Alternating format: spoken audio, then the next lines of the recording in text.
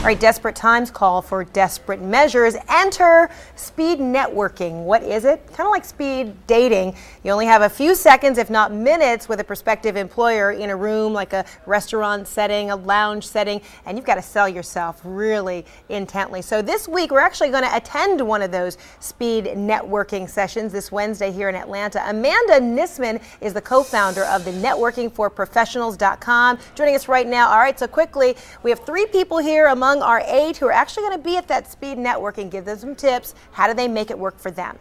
Sure. Well, come along prepared, bring some business cards with you, and also have a little speech prepared about what it is you do. You'll have a chance to perfect your elevator pitch at the event, but it's great to practice a little bit ahead of time.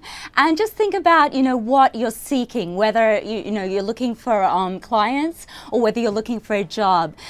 People really need to hear that. And yeah, come along with a great attitude. So you have to wonder whether these, prospective employers, they leave with their heads kind of spinning. Oh my gosh, they've talked to so many people. How in the world do you make yourself memorable? Exactly. Well, you also want to bring along a little pen so you can jot down notes on the back of business cards. Because sometimes people get to the end of an event and they'll think about, oh my God, I made a few really great connections, and they'll look over the business cards and they won't remember who's who. So if you have the chance, jot down a few notes on the back of business cards when you're connecting with the person. Excellent. All right, Amanda Nissman, we've been talking about speed networking, but this was our speed interview because now it's over. So everyone was taking quickly, copious notes at home so that they know what to do once they go to that next speed networking event. Thanks so much. Appreciate it. Oh, thanks so much for having us. And again, this is our last opportunity for our folks here, 7 of whom are still looking for work.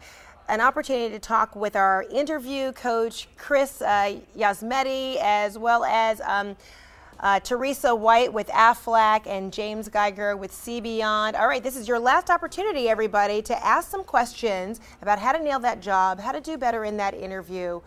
What have you got? Any parting thoughts? Any parting questions? Last opportunity. 4 minutes. Yep. Okay, when it comes to multiple job offers, you may have 2 job offers, 3, whatever.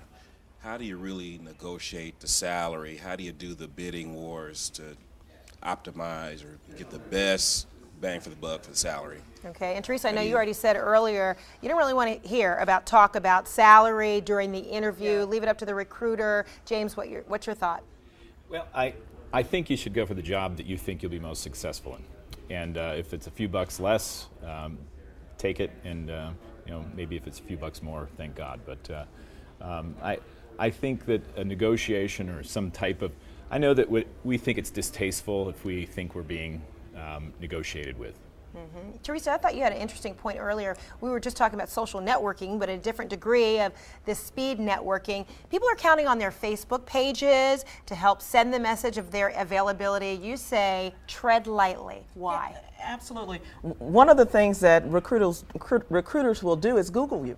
And if they Google your Facebook and you have inappropriate content on your Facebook, that says something. Everything speaks. It's just like what you come to the interview in. It's just like what you say in the interview. Everything speaks. It's just like the philanthropy that you do in your community. So that's just a part of it. Mm-hmm. All right. Questions? Any last minute questions? Yes. I would like to know, how does other employees classify you when you're actually doing a personal home-based business of yourself? Like me, with the time that I've been out of work, I've chosen to do Mary Kay Cosmetics, and I'm using that as the time gap that I'm using. How do you make that transferable? Right, to them. I think that's phenomenal. We have entrepreneurs in our field force. We have a sales team. We have entrepreneurs who look for people like you to come out, because basically what you've said is, I'm not afraid to jump out on my own and start my own business. And you've done that with Mary Kay Cosmetics. So I think that they would look at that as favorable. Okay. Any other questions? Okay, Lynn. Oftentimes when you're on the online application, the employer wants to know your anticipated income, Do you go high, do you go low? Mm-hmm. I mean, you don't want to scare people, but do you put negotiable? Mm-hmm. What is the norm? Chris, what's your point of view on that? Well, do some homework ahead of time to find out, one, can you find out what has the company normally paid in the past? Can you get some inside information? what does the market-based pay for that?